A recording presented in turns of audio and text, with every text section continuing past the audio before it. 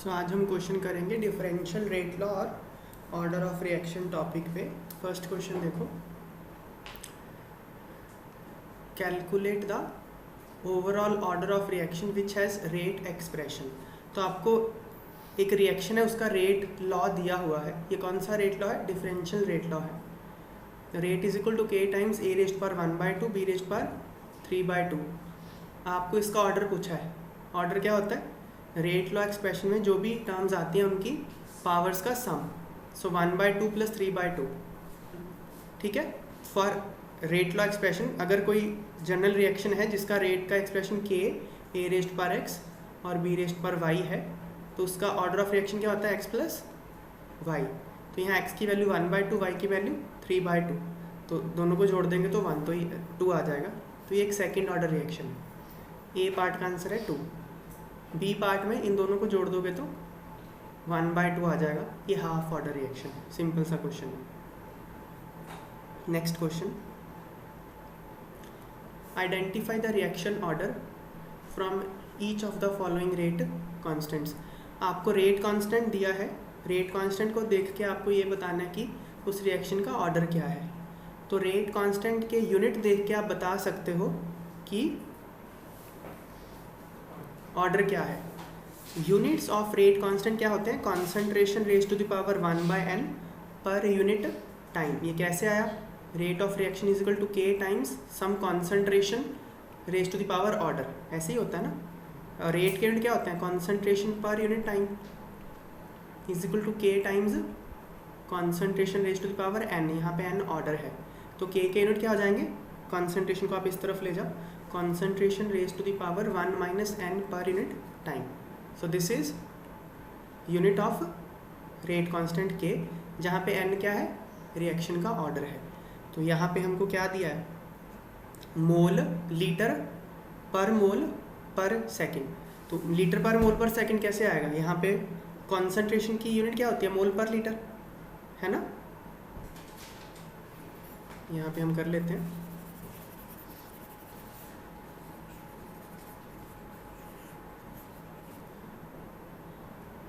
Concentration का unit होता है मोल पर litre raise to the power 1 - n पर यूनिट टाइम, क्योंकि टाइम यहाँ सेकंड में दिया इसलिए मैं पर यूनिट सेकंड लिख रहा हूँ। सो ये हैं के यूनिट्स। तो n की क्या वैल्यू हो कि के यूनिट ये बन जाए? तो आंसर इज 2, है ना। n की वैल्यू यहाँ 2 पुट कर दो तो मोल पर लीटर रेज टू पावर -1 पर सेकेंड, जो कि यही आ गया। तो फर्स्ट वाला क्या है? सेकेंड ऑर्डर रिएक्शन है। The unit of second order rate constant is litre पर मोल पर सेकेंड। तो सेकेंड ऑर्डर के यूनिट क्या होते हैं? ये होते हैं रेट कांस्टेंट के। सेकेंड ऑर्डर रिएक्शन के लिए रेट कांस्टेंट के यूनिट क्या होंगे? लीटर पर मोल पर सेकेंड। और क्वेश्चन में यही गिवन है, तो ये एक सेकेंड ऑर्डर रिएक्शन है। अगला देखो, पर सेकेंड कब बनेगा? जब यहाँ पे n की वैल्यू 1 हो जाएगी तो ये पूरा 0 हो जाएगा, सिर्फ पर सेकेंड बनेगा। तो n की वैल्यू 1 मतलब ये फर्स्ट ऑर्डर रिएक्शन है। तो यहाँ क्या लिखा है देखो, the unit of first order rate constant. तो फर्स्ट ऑर्डर रिएक्शन के में जो रेट कांस्टेंट है उसके यूनिट क्या होते हैं? पर सेकंड। और जो क्वेश्चन में गिवन है उसके यूनिट कितने हैं? पर सेकंड। इसलिए ये जो है एक फर्स्ट ऑर्डर रिएक्शन है। समझ में आ गई बात है? तो आपको ये आइडेंटिफाई करना होगा। यूनिट देख के, रेट कांस्टेंट के यूनिट देख के ऑर्डर ऑफ रिएक्शन बताना आना पड़ेगा। इसमें क्या लगता है कि रेट कांस्टेंट के यूनिट होता है concentration raise to the power 1 - n पर यूनिट टाइम। ये आपको याद रखना है। मुझे याद रखने की जरूरत नहीं है, डिराइव कर सकते हो आप फटाफट। कैसे डिराइव कर सकते हो? रेट इज इक्वल टू के times concentration raise to the power n। Rate के आपको पता है क्या होते हैं? Concentration per unit time. बस इतनी सी बात ध्यान में रखते हुए आप ये क्वेश्चन कर सकते हो, ठीक है। Third question, for a reaction a + b2 products rate law is given as. एक रिएक्शन है, उसका रेट लॉ क्या है? ये है। पूछा गया है कि रिएक्शन का ऑर्डर क्या है। तो कैसे करेंगे? इन पावर्स को ऐड कर देंगे तो ऑर्डर आ जाएगा। तो 1/2 + 2, 2.5 इसका ऑर्डर है, ठीक है। Next question, the conversion of molecules x to y follows second order kinetics. क्या मतलब है इसका? एक्स टू वाई एक रिएक्शन हो रही है, ये एक सेकेंड ऑर्डर रिएक्शन है, मतलब रेट इज इक्वल टू के टाइम्स कॉन्सेंट्रेशन ऑफ एक्स का स्क्वायर, यही होगा ना इसका मतलब, सेकेंड ऑर्डर है तो स्क्वायर होगा। If concentration of X is increase to 3 times, अगर आपने एक्स की कॉन्सेंट्रेशन 3 गुना कर दी, how will it affect the rate of formation of Y, तो वाई का रेट ऑफ फॉर्मेशन कैसे अफेक्ट होगा। तो देखो सिंपल बात है, अगर आपने एक्स की कॉन्सेंट्रेशन 3 गुना कर दी तो रेट ऑफ रिएक्शन 9 गुना हो जाएगा ना, क्योंकि स्क्वायर है ना उसका, तो 9 गुना होगा तो रेट ऑफ वाई बनने का 9 गुना हो जाएगा ना। ये बात समझ में आ गई, ठीक है। इसको देखो लिखना कैसे है, for second order reaction rate law expression is given as this. ये कैसे पता चला कि रेट लॉ एक्सप्रेशन ही है, क्योंकि उसने बोला था कि ये सेकेंड ऑर्डर रिएक्शन है, ठीक है बात है। अब देखो होने को तो सेकेंड ऑर्डर ये भी हो सकता था, रेट इज इक्वल टू के times concentration of x, second order होने के बहुत सारे तरीके हो सकते थे, करता हूँ मैं।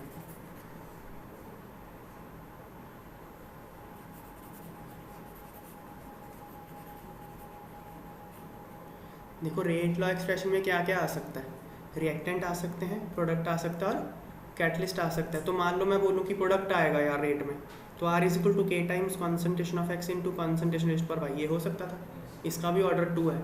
ये भी हो सकता है आर इज इक्वल टू के टाइम्स कॉन्सेंट्रेशन रेस्ट पर वाई का स्क्वायर, इसका भी 2 है। कुछ भी हो सकता है, R is equal to x raised पर ए वाई रेस्ट पर बी, ऐसे मान लो a प्लस बी 2 हो जाए। अब इसके तो इन्फाइनाइट सोल्यूशन है, एक्स और वाई की वैल्यू कुछ भी करता हूँ सम 2 होना चाहिए, तो ये सेकेंड ऑर्डर हो जाएगा ना। तो ये बात पॉसिबल है, लेकिन अगर हमको क्वेश्चन सॉल्व करना है तो ये सब बातों से कुछ होने वाला नहीं है। हम अज्यूम करेंगे कि उसमें सिर्फ रिएक्टेंट है, ये अजम्पशन है हमारी यहाँ पे, सिंपल अजम्पशन, ओके, जो कि करेक्ट नहीं है, लेकिन क्वेश्चन सॉल्व करने के लिए हमको अज्यूम ये करना पड़ रहा है यहाँ पे। ये बात समझ में आ गई। तो हमने ये अजम्पशन से ही लिखा है, विच इज़ नॉट करेक्ट, ठीक है, पर क्वेश्चन सॉल्व करना तो करना पड़ेगा ऐसा, ठीक है। तो ये रेट लॉ एक्सप्रेशन है। देखो अब तो हम क्या करते हैं, 2 डिफरेंट कॉन्सेंट्रेशन ऑफ एक्स पे रेट निकालेंगे। मान लो एक बार कॉन्सेंट्रेशन एक्स की x2 है, एक बार कॉन्सेंट्रेशन एक्स की x1 है। तो अगर कॉन्सेंट्रेशन x2 है तो रेट को हम बोलते हैं R2। R2 क्या होगा, k तो कांस्टेंट रहेगा, k टाइम्स x2 का स्क्वायर।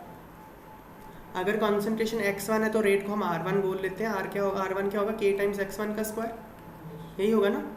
तो R2 बाई R1 क्या हो जाएगा, x2 का स्क्वायर बाई x1 का स्क्वायर। ये बात समझ में आती है। अब उसने क्या बोला कि आपने x की कॉन्सेंट्रेशन 3 गुना कर दी, मतलब x2 आपने 3 टाइम्स कर दिया x1 से, ठीक है। सो 3 टाइम्स x1 पुट कर दिया मैंने यहाँ पे, x1 कट गया तो बचा 9, मतलब रेट ऑफ रिएक्शन 9 गुना हो चुका है, ठीक है ना। रेट ऑफ रिएक्शन 9 गुना हो चुका है। अब देखो अगर रेट ऑफ रिएक्शन 9 गुना हो गया, अभी हमने देखो क्या करा था, rate of reaction is equal to 1 by stoichiometric coefficient y into rate of formation of y। देखो ये रिएक्शन है ना, x टू y, यही है ना रिएक्शन, ये हमने करा था ना किसी भी जनरल रिएक्शन के लिए, a plus A gives b times b, किसी भी जनरल रिएक्शन के लिए रेट क्या होता है, -1 by a dA by dt is equal to 1 by b dB by dt, ये करा था ना। dB बाय dt क्या होता है, rate of formation of b। तो यहाँ पे rate of formation of y का पूछा है उसने, तो यहाँ पे हम क्या लिखेंगे, r is equal to minus dx by dt is equal to dy by, क्योंकि कोफिशिएंट तो 1 ही है ना। तो रेट ऑफ रिएक्शन क्या है, 1 by stoichiometric coefficient of y into rate of formation of y।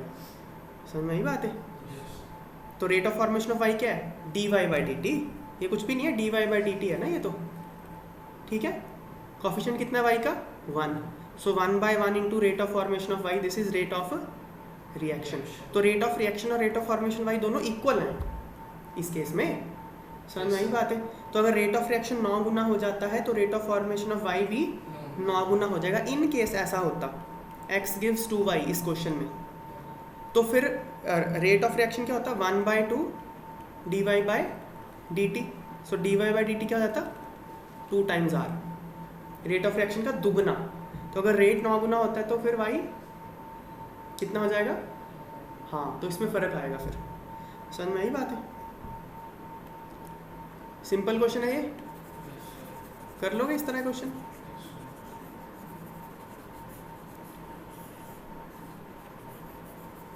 Next question,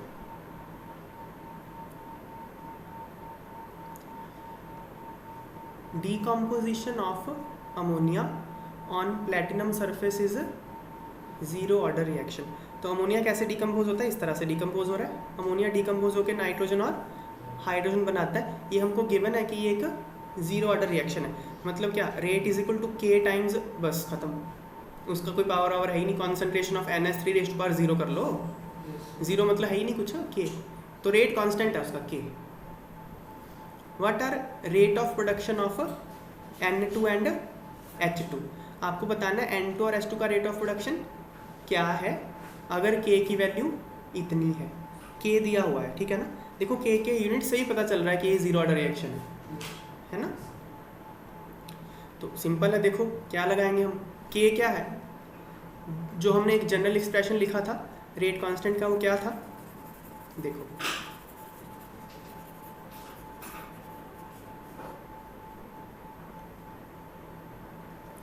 इस इक्वेशन को देखो, तो R is equal to -1/2 d NH3 by dt is equal to dN2 by dt is equal to 1/3 d H2 by dt। यही बात है ना।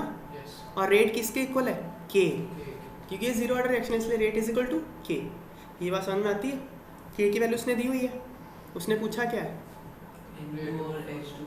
D, हाँ sorry ये नहीं, rate of production of N2 and H2 मतलब क्या? dN2 बाई dt पूछा है उसने। dN2 बाई dt क्या है? Rate of production of N2। और dH2 बाई dt पूछा है, मतलब rate of production of hydrogen. तो क्या करेंगे? देखो dN2 बाई dt तो K के इक्वल ही आ गया, यहाँ देखो है ना। और dH2 बाई dt क्या आएगा? 3 टाइम्स के। यहाँ से चल रहा है ना पता? बस यही करना है आपको, K और 3K की वैल्यू निकालनी है। तो देखो यहाँ पे हमने लिखा rate of reaction is equal to half rate of decomposition of ammonia. ये मैंने इंग्लिश में लिख दिया, मतलब ये DNH3 बाई dt ही है। ब्रैकेट में लिखा RNH3, मतलब ये RNH3 ही है ना। Is equal to 1/1 rate of formation of, sorry rate of decomposition of ammonia ना, DNH3 बाई dt नहीं है, माइनस DNH3 बाई dt, ठीक है ना, minus reactant. 1/3 rate of formation of H2। Zero order reaction के लिए क्या होगा? R is equal to K, तो यहाँ लिख दिया हमने, इसलिए K मतलब R, दस R is equal to K is equal to half rate of formation of, rate of decomposition of ammonia is equal to 1/1 rate of formation of N2 is equal to 1/3 rate of formation of H2। बस हो गया। नहीं, rate of ammonia क्या होता है? Minus DNH3 by dt, यहाँ आता है ना माइनस, रेट में आता है माइनस DNH3 बाई dt, ठीक है ना। तो यहाँ नहीं माइनस आएगा क्योंकि यहाँ हमने रेट लिखा है ना। जब आप रेट की वैल्यू D में पुट करो तो वहाँ माइनस आता है, ठीक है। तो रेट ऑफ H2 क्या होगा? 3 टाइम्स के, रेट ऑफ N2 1 टाइम्स के, वैल्यूज पुट कर देंगे, आंसर आ गया। तो इतना पहले आप लोग सॉल्व कर लो।